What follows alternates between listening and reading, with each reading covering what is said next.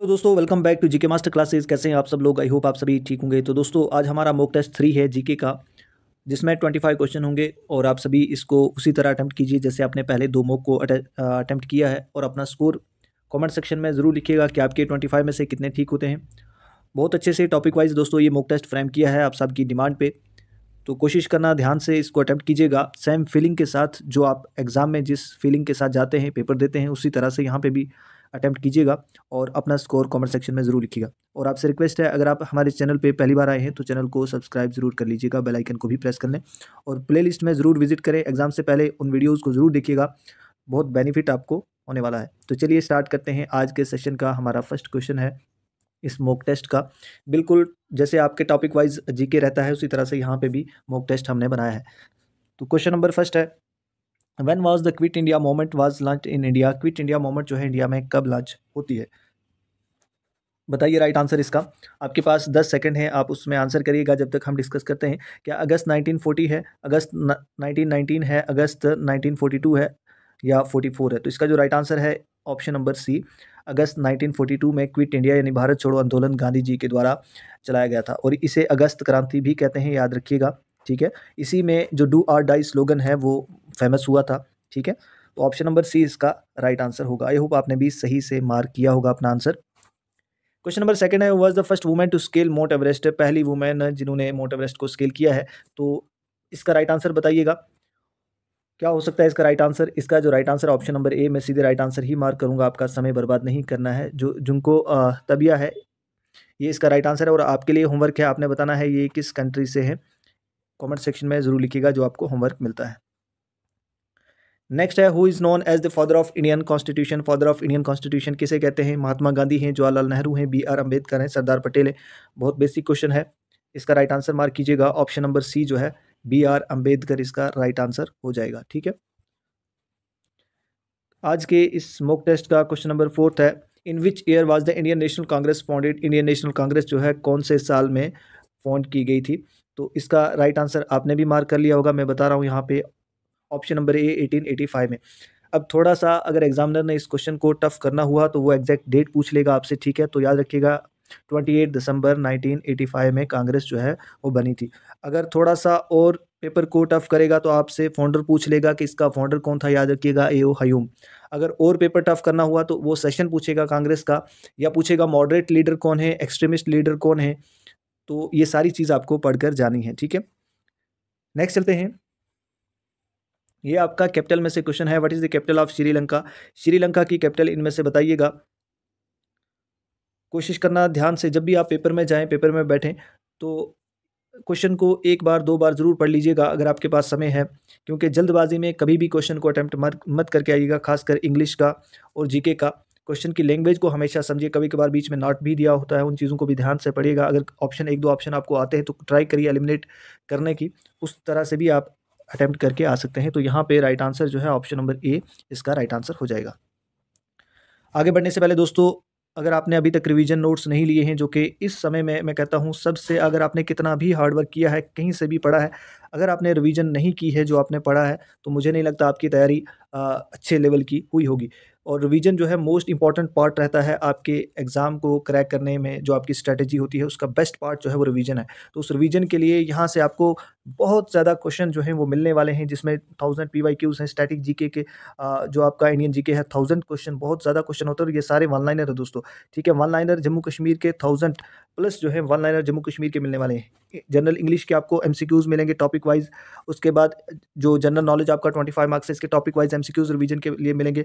आपका जो जम्मू कश्मीर का है उसके 600 प्लस ये MCQs हैं। ऊपर वन लाइनर 1000, यहाँ पे MCQs होंगे 600 प्लस जम्मू कश्मीर के टॉपिक वाइज होंगे। कंप्यूटर के टॉपिक वाइज 600 प्लस MCQs जो हैं वो टॉपिक वाइज आपको मिलेंगे, जो आपके JKP कांस्टेबल के सिलेबस में है। एवरीडे साइंस के 400 क्वेश्चन दोस्तों, बहुत ज़्यादा क्वेश्चन होते हैं, वन लाइनर क्वेश्चन होंगे। आप इनको लीजिए, रिवीजन कीजिए। इंडियन हिस्ट्री के 200 है, इंडियन पॉलिटी के 100 हैं, इंडियन इकोनॉमी 100, इंडियन ज्योग्राफी 100 जो कि मोस्ट इंपॉर्टेंट है। वर्ल्ड ज्योग्राफी के 100 क्वेश्चन आपको 15 मॉक टेस्ट मिलेंगे, जिसमें 2 फुल लेंथ मॉक टेस्ट होंगे, बाकी 20 और 25 मार्क्स के मॉक टेस्ट होंगे जीके के। और 300 जो दोस्तों वन लाइनर क्वेश्चन कंप्यूटर के ऊपर मॉक टेस्ट के जो आपको MCQs भी हैं कंप्यूटर के, और यहाँ पे वन लाइनर क्वेश्चन है। और ये क्वेश्चन 5000 प्लस से भी ज़्यादा क्वेश्चन आपको रिवीजन के लिए मिल रहे हैं। अभी आइएगा, कॉन्टैक्ट कीजिएगा, ये कॉन्टैक्ट नंबर है, और इसको परचेज़ कीजिएगा। मुझे नहीं लगता कोई प्राइस ज़्यादा है, इसकी प्राइस जो है 249 थी, लेकिन मैं चाहता हूँ कि ज़्यादा से ज़्यादा बच्चे इसको लें और अपनी तैयारी को कंटिन्यू रखें, रिवीजन अच्छे से हो जाए, इसलिए हर बच्चा इसको अफोर्ड कर पाए, तो प्राइस मैंने इसलिए कम की हुई है और मैक्सिमम बच्चों ने लिया है, बहुत अच्छा फीडबैक है। और इसके साथ आपको ग्रुप की लिंक मिलेगी, व्हाट्सएप ग्रुप की, जिसमें आपको डेली के क्वेश्चन मिल रहे हैं, topic wise one liner question आपको प्रोवाइड हो रहे हैं, 20-25 क्वेश्चन जो हैं वो हर टॉपिक के मिल रहे हैं, ताकि आपकी रिवीजन अच्छे से हो जाए। तो ज़रूर आइएगा, ठीक है। अगर आप सीरियस से एग्ज़ाम क्रैक करना चाहते हैं, जॉब लेना चाहते हैं, तो ये रिवीजन नोट्स जो हैं ये बहुत इंपॉर्टेंट है आपके लिए। चलते हैं, क्वेश्चन नंबर 6 है, who is the author of book discovery of India. Discovery of India book के ऑथर कौन है? राइट आंसर यहाँ पे बताइएगा। इसका जो राइट आंसर है दैट इज़ जवाहरलाल नेहरू। अगर पूछा जाए माय एक्सपेरिमेंट विद ट्रुथ के जो ऑथर हैं वो कौन है, तो वो एम के गांधी हैं, यानी महात्मा गांधी, मोहनदास करमचंद गांधी हैं। तो ये सारे आपको पढ़ के जाने हैं, ये चीज़ें ऑलरेडी आपको पढ़ाई हुई हैं, यहाँ दिक्कत आपको नहीं आनी चाहिए। क्वेश्चन नंबर 7 है, which organ of the United nation has veto power. किस ऑर्गन के पास जो है वीटो पावर होती है? यूनाइटेड नेशन पे भी वीडियो बनी है, प्लेलिस्ट में जाइएगा वीटो पावर पे भी, और वीटो पावर में पे हमने ग्रुप में भी आपको क्वेश्चन प्रोवाइड किए हैं। यहाँ पे राइट आंसर इसका मार्क कीजिएगा, किस ऑर्गन के पास होती है वीटो पावर, तो ये होती है सिक्योरिटी काउंसिल के पास। ऑप्शन नंबर सी इसका राइट आंसर हो जाएगा। नेक्स्ट है, which river is also known as Padma in Bangladesh. किस रिवर को पद्मा कहा जाता है बांग्लादेश में, तो वो है गंगा रिवर, ठीक है। ऑप्शन नंबर डी इसका राइट हो जाएगा। नेक्स्ट क्वेश्चन है, the World Health Organization WHO is headquarter in which country. World Health Organization का क्वार्टर पूछा है दोस्तों, और कंट्री का नाम पूछा है, यहाँ पे याद रखिएगा। तो एग्जामिनर कुछ भी आपको एग्जाम में पूछ सकता है, आपने अगर रट्टा लगाया होगा तो वो चीज़ें भी कभी आप उसमें भी फेल हो जाते हैं, तो आपको सारी चीज़ें पढ़ के जानी है। स्विट्जरलैंड इसका राइट आंसर हो जाएगा। एग्जैक्ट लोकेशन आपको पूछी जाए, यहाँ पे देखिएगा, जो आपका जेनीवा है वहाँ पे इसका हेडक्वार्टर है, ठीक है। नेक्स्ट है, ये थोड़ा सा करंट अफेयर्स से भी क्वेश्चन है। Who is the first Indian women wrestler to win a gold medal in Asian game. Asian game में पहला गोल्ड मेडल किसने लिया है, ठीक है। ये अगर मैं आप तक होमवर्क छोड़ दूं तो आप इसका आंसर जो है कमेंट सेक्शन में ज़रूर लिखिएगा, ठीक है। नेक्स्ट चलते हैं, who is consider as the missile man of India. Missile man of India किसे कहा जाता है दोस्तों, ये हैं APJ अब्दुल कलाम, ठीक है। इसका राइट आंसर जो है वो ऑप्शन नंबर बी हो जाएगा। देखिए, अभी तक अगर आपके 11 में से 9 क्वेश्चन ठीक है तो आपकी तैयारी अच्छी है, ठीक है। फिलहाल तो आपके 11 में से 11 ही होने चाहिए, कोई लेवल उतना टफ नहीं है, ठीक है। नेक्स्ट है, what is the currency of Japan. Japan की करेंसी जो है क्या है, यहाँ पे राइट आंसर जो हो जाएगा ऑप्शन नंबर ए इसका राइट आंसर है। क्वेश्चन नंबर 13 है, the formation of constituent assembly was proposed by which mission. Constituent assembly बनाने की, उसकी फॉर्मेशन की जो प्रपोज किया था वो कौन से मिशन के द्वारा था, वो था आपका कैबिनेट मिशन, ठीक है। ऑप्शन नंबर बी इसका राइट आंसर हो जाएगा। क्वेश्चन नंबर 14 है, which city is known as the silicon valley, और सिलिकॉन सिटी भी कहा जाता है। इंडिया की किस सिटी को सिलिकॉन वैली कहा जाता है? राइट आंसर मार्क कीजिएगा। आई होप आपने भी कर लिया होगा। इसका जो राइट आंसर है ऑप्शन नंबर सी, बेंगलुरु को सिलिकॉन वैली कहा जाता है। नेक्स्ट है, क्वेश्चन नंबर 15 है, great Himalayan national park is located in which state.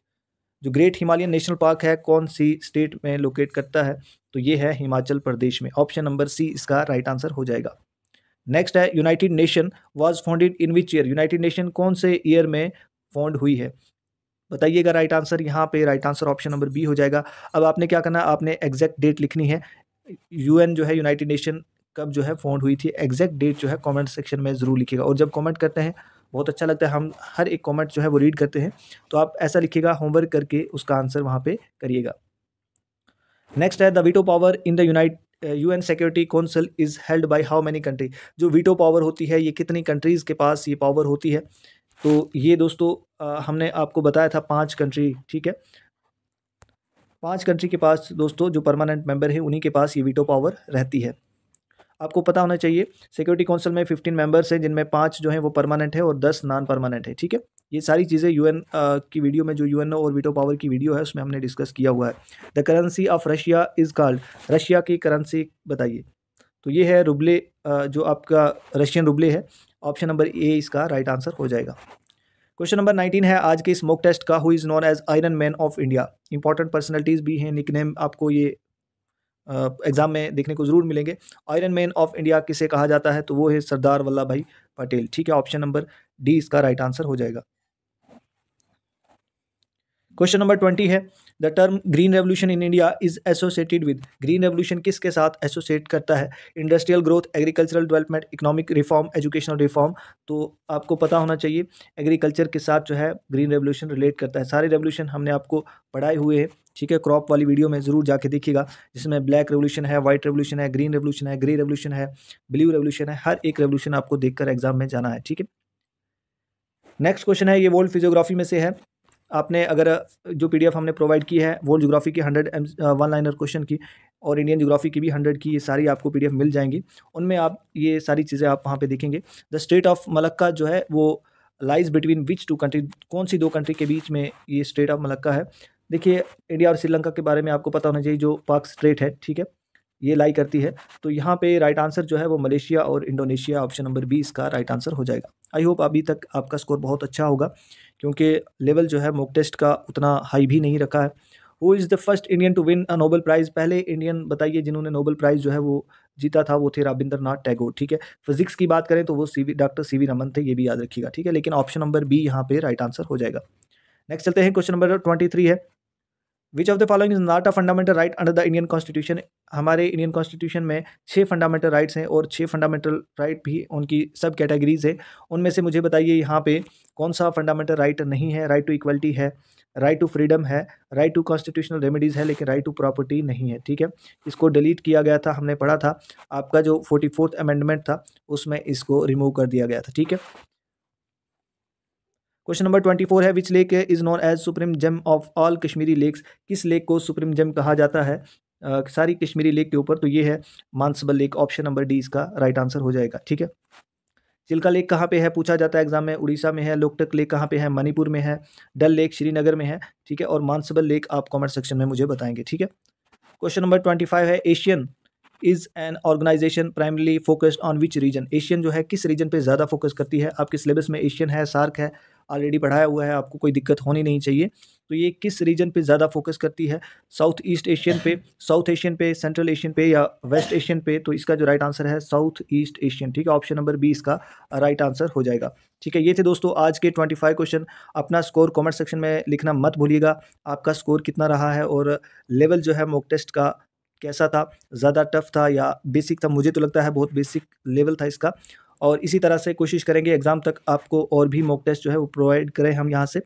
तो चैनल को आप ज़रूर सब्सक्राइब कर लीजिए और प्लेलिस्ट में एक बार ज़रूर विजिट करें। और हाँ, अगर रिवीजन करना चाहते हैं अच्छे तरीके से तो हमारे साथ ज़रूर जुड़िएगा, आपको ग्रुप की लिंक भी मिलेगी, प्लस आपको ये नोट्स जो हैं वो मिल जाएंगे। 40+ पीडीएफ आपको यहाँ से अवेलेबल हो जाएंगे और इसमें नंबर ऑफ़ क्वेश्चंस आप देख सकते हैं खुद ही, किस टॉपिक के कितने क्वेश्चन हैं, किस कंपोनेंट के कितने क्वेश्चन आपको मिलेंगे। एक बार आप इसको ज़रूर देखिएगा।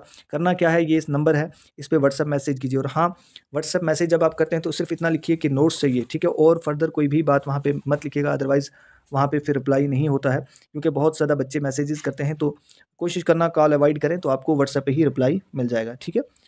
पेमेंट के बाद जस्ट आफ्टर पेमेंट आपको यहाँ से आपने स्क्रीनशॉट भेजना है, तो यहाँ से आपको नोट्स जो है वो मिल जाएंगे। तो चलिए मिलते हैं नेक्स्ट वीडियो में। Thanks for watching.